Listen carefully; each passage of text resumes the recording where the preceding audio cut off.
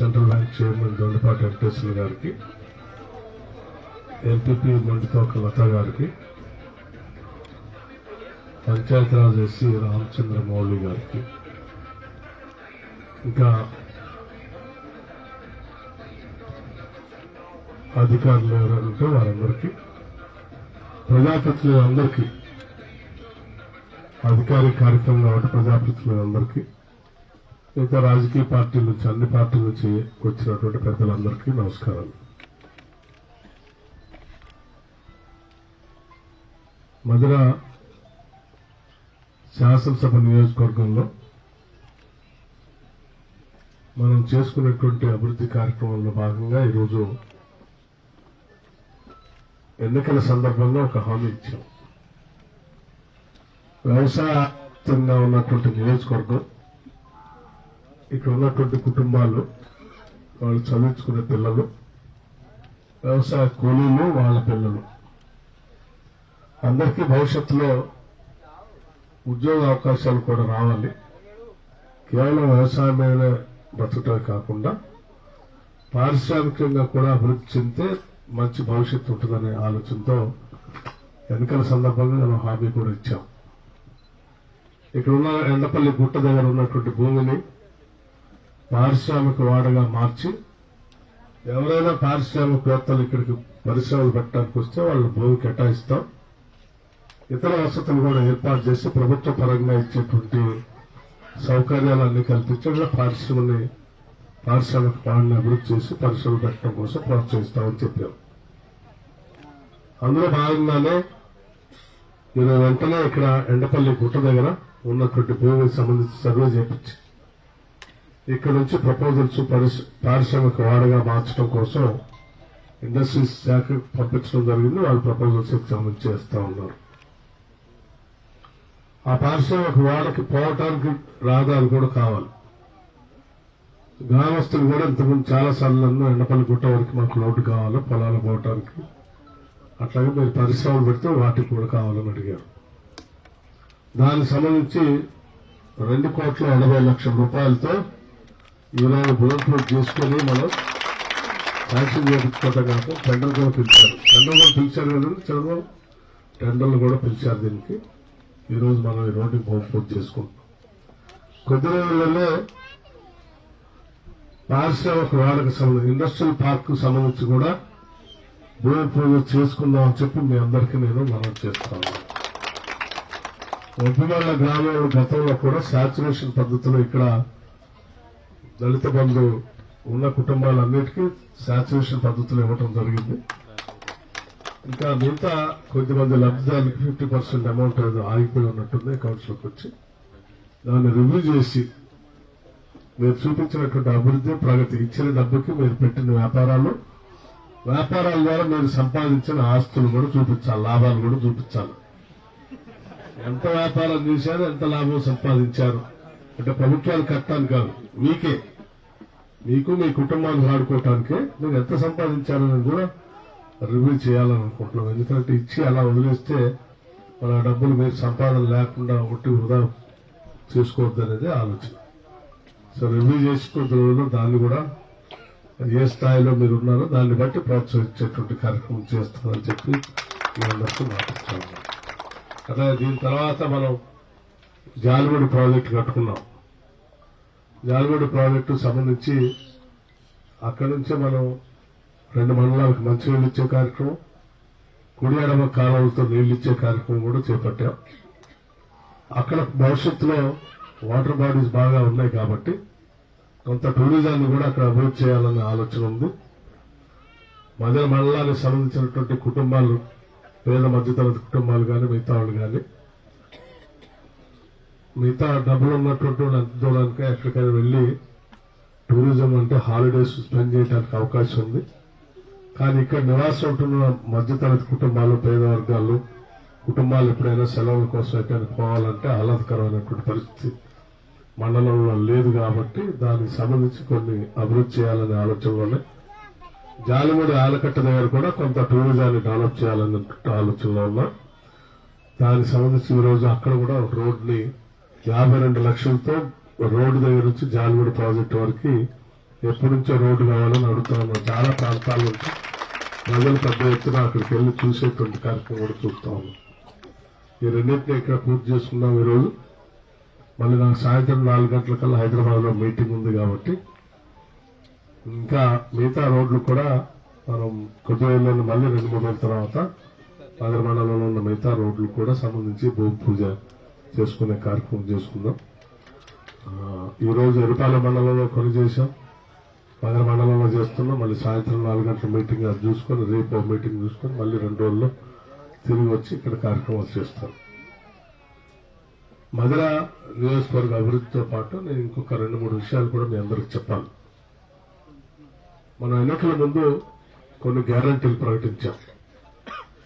6 గ్యారంటీలు సంబంధించి అధికారంలో రాగానే మనం మహిళలందరినీ మహాలక్ష్ములాగా రాష్ట్రంలో ఉన్న మహిళల ఆర్థిక సాధికారత కోసం మనం కొన్ని గ్యారంటీలు ప్రకటిస్తూ ప్రధానంగా మనం అధికారంలోకి వస్తే వచ్చిన వెంటనే రాష్ట్రంలో ఎక్కడి నుంచి ఏ మూలకైనా తిరగటానికి పనికొచ్చేటట్టుగా ఉచితంగా బస్సు రైడ్ ని ఏర్పాటు చేశాం. ఫ్రీ బస్ రైడ్ అంటే ఎవరు ఎక్కడి నుంచైనా ప్రయాణం చేసేటట్టుగా ఒక గ్యారంటీని ప్రకటించి అమలు చేస్తారా చేయరా అంటే అమలు చేస్తామని చెప్పి చూపించాం.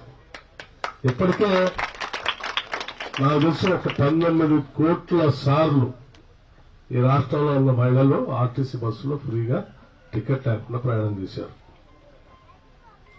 రాజీవ్ ఆరోగ్యశ్రీకి సంబంధించి కూడా 10 లక్షల వరకు మనం వైద్యం చేయించుకోవడానికి ఆ స్కీమ్ కూడా మొదలుపెట్టి చేశాం. ఈ 2 చేశారు, ఇక మిగతా చేయరు ఇల్లు అని చాలా సందర్భంలో 10 ఏళ్లు హామీలు ఇచ్చి ఏ హామీ అమలు చేయనటువంటి టీఆర్ఎస్ పార్టీ వాళ్ళు మనం 2 నెలలు కాకపోయినా కానీ వీళ్ళు అమలు చేయలేకపోతా ఉన్నారు, వీళ్ళ సంగతి తెలుస్తామని మాట్లాడుతూ ఉన్నారు. వాళ్ళని చూస్తా ఉంటే అప్పుడప్పుడు నాకు జాలి వేస్తా ఉంది కూడా. 10 ఏళ్లు పాలన చేసి మీరు ఇచ్చిన డబుల్ బెడ్రూమ్ ఇయ్యలే, 3 ఎకరాల భూమి లేదు, కానీ 2 నెలలు కాకముందే కాంగ్రెస్ వాళ్ళు అమలు చేయట్లేదు. మీ సంగతి చూస్తా ఉంటే మా సంగతి చూడాల్సిన అవసరం లేదు. ఆల్రెడీ ప్రజలు మీ సంగతి చూశారు. మేము ప్రజల కోసం పనిచేస్తాం. ఆ ప్రజల కోసం పనిచేయటం కోసం మాకు సంకల్పం ఉంది, నిబద్ధత ఉంది. మీకోసం ఇంకోళ్ళ కోసం కాదు, మేము ప్రజల కోసం పనిచేస్తాం. దానికోసం వెంటనే మేము 500 రూపాయలకే గ్యాస్ సిలిండర్ ఇచ్చే కార్యక్రమాలు 20వ తారీఖు అధికారికంగా లాంచ్ చేశాం. 200 యూనిట్ల వరకు కరెంటు ఉచితంగా ఇస్తామంటే చాలా మంది ఆశ్చర్యపోయారు. 200 వరకు కరెంట్ యాడ్ ఇస్తారు వీళ్ళు, ఏదో ఒట్టి మాటలు చెప్తున్నారు ఓట్ల కోసం అన్నారు. సరే అంటే అన్నారులే అనుకున్నాం, కానీ మేము మాటిచ్చాం కదా. 200 యూనిట్ల వరకు ఉచితంగా రాష్ట్ర వ్యాప్తంగా అర్హత కలిగినటువంటి వాళ్ళందరికీ కరెంట్ ఇచ్చేటువంటి కార్యక్రమాన్ని 27వ తారీఖు నాడు అధికారికంగా లాంచ్ చేశాం. ఫిబ్రవరి నెల మొత్తం ఫిబ్రవరి మాసంలో మొదలైనటువంటి లాంచింగ్ కార్యక్రమం మార్చి నెలలో వసూలు చేసేటువంటి బిల్లులకు సంబంధించి ఆ బిల్లులు వసూలు చేయకుండా 0 బిల్లు అంటే ఫ్రీగా కరెంట్ ఇచ్చే కార్యక్రమాలు 0 బిల్లు మీకు 1వ తారీఖు నాడు నేనే ముదిగోడు మండలంలో లాంచ్ చేసి మీటర్ ఒక ఇంటికి వెళ్లి బిల్లు మీటర్ చూసి ఆ మీటర్ నుంచి 0 బిల్లు కూడా తీసిచ్చాం. ఇది రాష్ట్ర వ్యాప్తంగా అన్ని చోట్ల అమలు చేస్తా ఉన్నాం. చెప్పండి ధైర్యంగా, కాంగ్రెస్ పార్టీ అంటే మాటిస్తే చేయగలిగేదే మాటిస్తుంది, మాటిస్తే చేసి చూపిస్తామండి.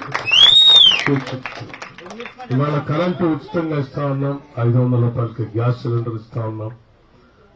ఇంకా ప్రధానంగా విద్యార్థులు చదువుకుంటున్నటువంటి వాళ్ళందరికీ ఉద్యోగ అవకాశాలు కల్పించాలనేటువంటి ఆలోచనతో ఇప్పటికీ మనం వచ్చి 3 నెలలు కాలేదు, 25,000 ఉద్యోగాల్ని హైదరాబాద్ నగరానికి తీసుకొచ్చి ఆ నిరుద్యోగ యువకుల కుటుంబ సభ్యులతో సహా మనం రిక్రూట్మెంట్ కాగితాలను వాళ్ళకి అందించాం. ఇంకా కొన్ని వేల ఉద్యోగాలకు సంబంధించి ఇప్పటికే నోటిఫికేషన్స్ ఇస్తా ఉన్నాం. 10 సంవత్సరాల అధికారంలో ఉద్యోగాల కోసం కొట్లాడి తెలంగాణ రాష్ట్రం తెచ్చుకున్నాం. గ్రూప్ 1 నోటిఫికేషన్ ఒక్కసారి కూడా చేసి రిక్రూట్మెంట్ చేయనటువంటి ప్రభుత్వం మనం చూసి 3 నెలలు కాలేదు మనం వచ్చి పిఎస్సీని పబ్లిక్ సర్వీస్ కమిషన్ ని ప్రక్షాళన చేశాం. ట్రాన్స్పరెంట్ గా పరీక్షా పత్రాలు లీక్ కాకుండా ఉండేటువంటి విధానాన్ని అమలు చేయబోతున్నాం. గ్రూప్ 1 పరీక్ష సంబంధించి నోటిఫికేషన్ ఇచ్చాం, మిగతా నోటిఫికేషన్స్ కూడా ఇస్తా ఉన్నాం. నిరుద్యోగ యువకులు ఉద్యోగాల కోసం తయారు కావడం కోసం మనం ఇచ్చే నోటిఫికేషన్తో చాలా మంది పేద బడుగు బలహీన వర్గాలకు సంబంధించినటువంటి వాళ్ళు, మధ్యతరగతి కుటుంబాలకు సంబంధించినటువంటి వాళ్ళు పిల్లలు చదివిస్తే ఉద్యోగాలు వస్తాయి, కోచింగ్ ఇప్పిస్తే ఉద్యోగాలు వస్తాయని చెప్పి ఇంట్లో అక్కడ ఇక్కడ అప్పు చేసి హైదరాబాద్ పంపించే లక్షల రూపాయలు ఫీజు కట్టి చదివిస్తా ఉన్నారు. వాటన్నింటినీ గమనంలో తీసుకొని నేను చాలా సందర్భాల్లో నా పాదయాత్రలో చాలా చోట్ల గ్రామాల్లో తల్లిదండ్రులు కూలీనాలు చేసుకునే వాళ్ళు చెప్పారు, ఉద్యోగాల కోచింగ్ కోసం మా దగ్గర ఉన్నటువంటి డబ్బులంతా తీసుకొచ్చి పెట్టుబడి పెట్టి హైదరాబాద్ పంపించాం. ఉద్యోగాలు వాళ్ళ దగ్గర కోచింగ్ డబ్బులు పెట్టిన డబ్బులు అయిపోయినాయి, రెండోసారి కోచింగ్ పంపించారు, మా దగ్గర డబ్బులు లేవయ్యా ఎట్లా.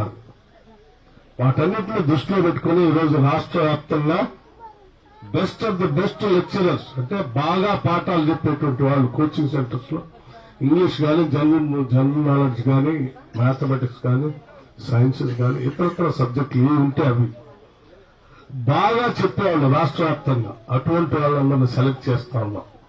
ఏ కోచింగ్ సెంటర్లో ఉన్నా వాళ్ళు పికప్ చేస్తా ఉన్నాం. దేశవ్యాప్తంగా కూడా ఇంకా best of the best teaching చేసేవాళ్ళు ఎవరున్నా వాళ్ళు కూడా పికప్ చేసి వాళ్ళందరినీ హైదరాబాద్ నడిబొడ్డులో ఉన్నటువంటి జ్యోతిరావు పూలే ప్రజాభవన్ బిల్డింగ్ లో ఒక స్టూడియోలో కూర్చోబెట్టి ఉదయం సాయంత్రం వరకు పాఠాలు తెప్పించే కార్యక్రమాలు చేస్తాం.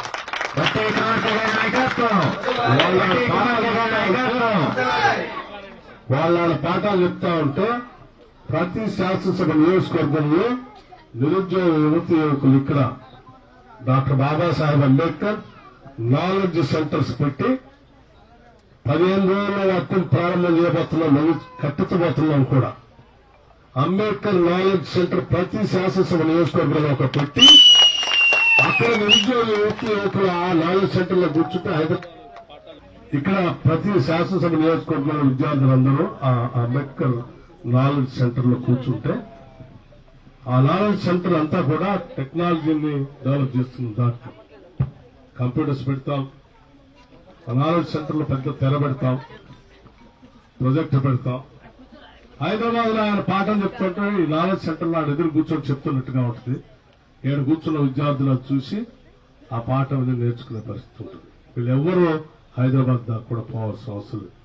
ఆ రకమైనటువంటి ఆన్లైన్ పాఠాలు కోచింగ్ సెంటర్స్ ని రాష్ట్ర వ్యాప్తంగా 119 శాసనసభ నియోజకవర్గాల్లో మొదలు పెట్టబోతా ఉన్నాం. దానికి సంబంధించిన నిధులు కూడా ఇప్పటికే కేటాయించాం. గతంలోలాగా స్కీమ్ శాంక్షన్ చేసి నిధులు ఇవ్వకుండా సంవత్సరాల కాకుండా ముందు నిధులు సమకూరుస్తున్నాం, తర్వాత స్కీమ్ అనౌన్స్ చేస్తున్నాం. అది మనం చేసే కార్యక్రమం. కొద్ది రోజుల్లోనే వాటికి సంబంధించిన డిజైన్స్ కూడా బిల్డింగ్ నమూనాలు కూడా తయారవుతున్నాయి. అవన్నీ తయారు కాగానే మొదలుపెట్టి ప్రతి శాసనసభ నియోజకవర్గంలో స్టార్ట్ చేస్తాం. అది కూడా ఈ నోటిఫికేషన్ వచ్చే లోపులోనే మొదలు పెడతామని కూడా చెప్తా ఉన్నాం. అట్లాగే ఇంటిగ్రేటెడ్ స్కూల్స్, ఒక్కొక్క స్కూల్ ప్రాంగణాన్ని ఒక దగ్గర అయిపోయిన ఇంజనీరింగ్ కాలేజీలో, ఇంకో దగ్గర కళ్యాణ మండపాల్లో, లేకపోతే ఇంకో దగ్గర అసలు కూర్చోవడానికి అవకాశం లేనటువంటి బిల్డింగ్ లో పెట్టి ఆ రెసిడెన్షియల్ స్కూల్ బాధలు భయంకరంగా ఉన్నాయి. ఈ సంవత్సరం బడ్జెట్ లో పెద్ద ఎత్తున విద్యకి వైద్యానికి నిధులు పెద్ద ఎత్తున కేటాయించి అత్యధిక ప్రాధాన్యత ఇస్తూ రాష్ట్ర వ్యాప్తంగా SC, ST, BC regular residential schools అన్నిటికీ కూడా సాధ్యమైనంత వరకు స్థలాలు ఎక్కడెక్కడ దొరికితే అన్ని చోట్ల బిల్డింగ్లు కట్టించే కార్యక్రమాన్ని కూడా చేయబోతా ఉన్నాం. దానికి సంబంధించి ఇంటిగ్రేటెడ్ రెసిడెన్షియల్ స్కూల్స్ ఒక దగ్గర ఎవరైనా 15 ఎకరాల స్థలం దొరికితే ప్రభుత్వం దాంట్లోనే SC residential school, BC residential school, minority residential school, regular minority school పెట్టి టోటల్ గా కాంపౌండ్ వాల్ కట్టి పెద్ద ఎడ్యుకేషన్ హబ్ లాగా తయారు చేసి కామన్ ప్లే గ్రౌండ్, ల్యాబ్స్ అన్ని తయారు చేసి ఒక ఇంటర్నేషనల్ స్థాయిలో ఆ స్కూల్స్ తయారు చేసే కార్యక్రమం కూడా చేయబోతున్నాం. దానికి కూడా ఈ బడ్జెట్ కేటాయించాం. దీంట్లో ఈ బడ్జెట్ లేకుండా మేము పథకాలు అనౌన్స్ చేయట్లేదు, దానికి కూడా స్పష్టంగా నిధులు కేటాయించి చేశాం. కొద్ది రోజుల్లో ఇప్పటికే అన్ని స్థలాలు మిగతా వాటిని ప్లాన్ చేయడం కోసం ప్లానింగ్ శాఖ కూడా నా దగ్గర ఉంది. ఆ ప్రిన్సిపల్ సెక్రటరీ గారికి బాధ్యత చెప్పాం, ఆ పనిలో ఉన్నారు. తప్పనిసరిగా ఈ రాష్ట్రంలో విద్య, వైద్యం అంటే ఏ కుటుంబం కూడా వైద్యంతో బాధపడుతూ ఇబ్బందుల్లో ఉండకూడదు, అంత ఆరోగ్యంగా ఉండాలి. ఈడ పుట్టిన ప్రతి బిడ్డ అద్భుతమైనటువంటి, అంటే ఇంటర్ ప్రపంచ స్థాయిలో పోటీ పడేటువంటి విద్యను అందించేటువంటి పరిస్థితులు కూడా ఉండాలి. దానికోసం ఏర్పాట్లన్నీ జరుగుతున్నాయని మీ అందరికీ నేను సౌనీయంగా మనవి చేస్తూ, మహిళలందరికీ నేను ఇంకో శుభవార్త కూడా చెప్పదలుచుకున్నాను. మహాలక్ష్ములు, మనం అందరం మహాలక్ష్మి అని పేరు పెట్టాం మహిళలందరికీ. అవే గ్యారంటీ ప్రకటించాం. మన కాంగ్రెస్ ప్రభుత్వం ఉన్నప్పుడు, డాక్టర్ వైఎస్ రాజశేఖర రెడ్డి గారు ముఖ్యమంత్రిగా ఉన్నప్పుడు 0 వడ్డీ, అంటే వడ్డీ లేని రుణాలు మనం మహిళలందరికీ, డ్వాక్రా సంఘాలకు, సెల్ఫ్ హెల్ప్ గ్రూప్స్ ఇచ్చేవాళ్ళు. 10 ఏళ్లు ఈ ప్రభుత్వం, టీఆర్ఎస్ ప్రభుత్వం వడ్డీ లేని రుణాలు పూర్తిగా బంద్ చేసింది. మళ్లీ మనం 7వ తారీఖు నాడు, డిసెంబర్ 7న మనం ప్రమాణ స్వీకారం చేశాం.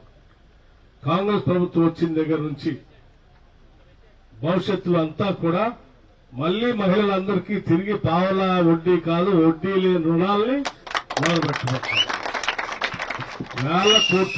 వేల కోట్లు సెల్ఫ్ హెల్ప్ గ్రూప్స్, డ్వాక్రా సంఘాల మధ్యలో బ్యాంకులతో రుణాలు ఇచ్చి వాటికి సంబంధించిన వడ్డీ అంతా కూడా ప్రభుత్వం కట్టబోతుందని కూడా మీ అందరికీ చెప్తా ఉన్నాను. దీనికి సంబంధించి కూడా 4-5 రోజుల్లోనే రాష్ట్ర వ్యాప్తంగా భారీ బహిరంగ సభ పెట్టి నీకు వడ్డీ లేని రుణానికి సంబంధించిన డబ్బుని చెక్ రూపేణా మీ అందరి సమక్షంలో ఇచ్చే కార్యక్రమాన్ని కూడా ఏర్పాటు చేస్తున్నామని చెప్పి మీ అందరికీ మనం ఇవన్నీ ఏదో ఎన్నికల కోసం లేకపోతే ఇంకా దేనికోసం చేస్తున్నాయి కాదు. మనం చేయాలి. కాంగ్రెస్ పార్టీ అంటేనే ప్రజలు, సంక్షేమం, అభివృద్ధి, సంక్షేమం. సంపద సృష్టించాలి, సృష్టించిన సంపదను పాలకులు తినకుండా ప్రజలకు పంచాలి. ఇదే కాంగ్రెస్ పార్టీ విధానం. సంపద సృష్టించాలి, పరిశ్రమలు పెట్టించాలి, మౌలిక వసతులు ఏర్పాటు చేయాలి, దాని ద్వారా సృష్టించబడుతున్న సంపదని ప్రజలకు పంచాలి. దాంట్లో భాగంగానే ముందుకు పోతున్నామని చెప్పి మీ అందరికీ నేను సరళంగా మనవి చేస్తూ, మీరందరూ కూడా ఈ అభివృద్ధిలో పాల్పంచుకొని ముందుకు నడవాలని చెప్పి మనస్ఫూర్తిగా కోరుతూ సెలవు తీసుకుంటాను. జై హింద్.